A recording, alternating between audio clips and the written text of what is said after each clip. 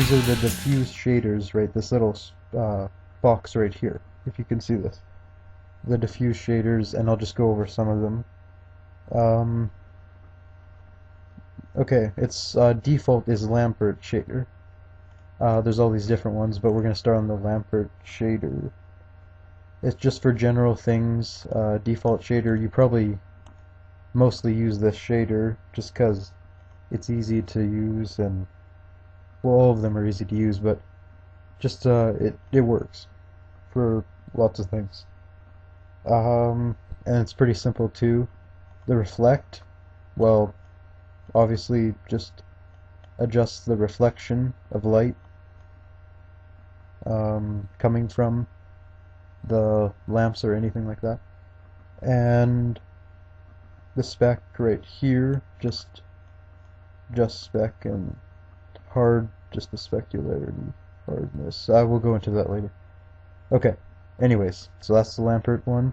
Pretty simple, just one adjusting thing. Okay, now the Oren-Nayar is similar, but slightly more just realistic. Like, it has a little bit more adjusting right here, the roughness.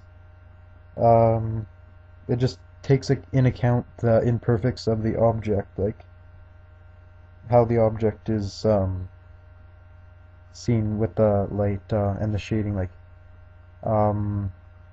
just takes into account all the little like bumps and things like that, and it's not going to be very good.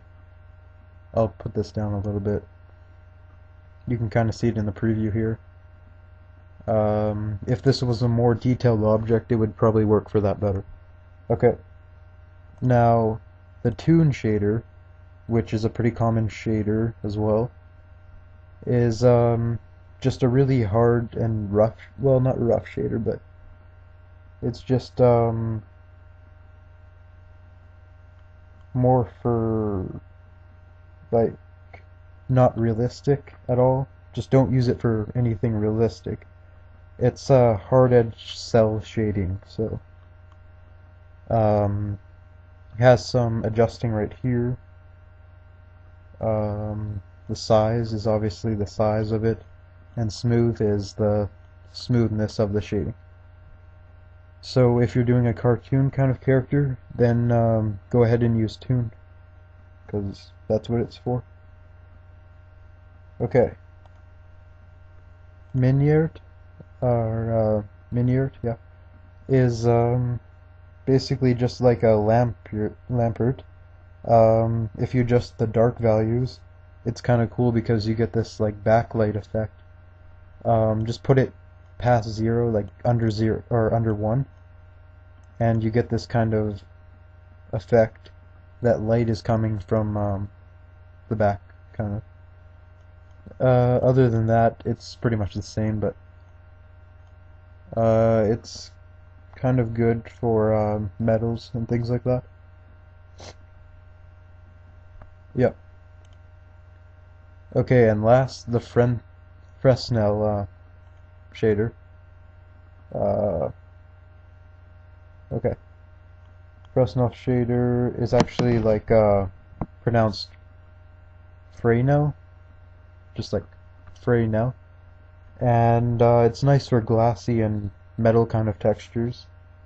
It goes by the lighting scheme, so whatever your lights are arranged by. I mean, all the shaders do, but just it really takes into account the position of the lights and all those kind of things. Yeah.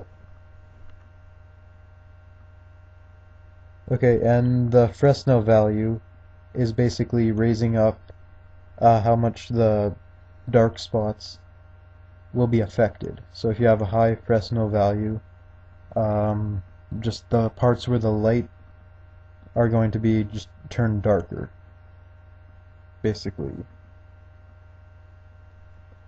Okay, now let's move on to some specularity. Let's put this back to Lampert, just so we have a default kind of setting. Now, move on to specularity spec. Okay, now, like I said before, the spec is obviously how much specularity the object has. You can adjust this by this slider right here.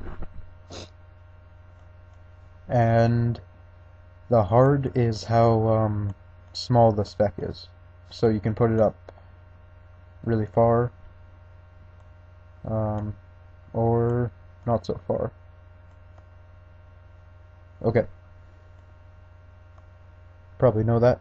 Now, the different types of spec are different. Okay. Let's just get into some of those. Now, Croctor, or Cooktor, sorry, is the default one. And it just, you probably use this all the time. Hardness makes it smaller, default setting, you know. Okay. Now, the Phong, I think I'm saying that, Phong spec is basically the same, but not as optimized. So, just not as calculated, like, for specularity. Okay. Now, the next one is the Blinn spec, and it's just more refined and just more accurate. So, just more, like, more adjusting and things like that. And the ref right here, this extra slider that you see, is not really for what you think. It's more for just a finer tuning of the specularity. It doesn't do much, but if you really want to fine tune it, then that's what you need to do. Okay, the tune shader, or specular, is probably what you think. It's for tune kind of renders. So very hard edge shader. The size, just like the tune shader, it's the tune spec. Okay.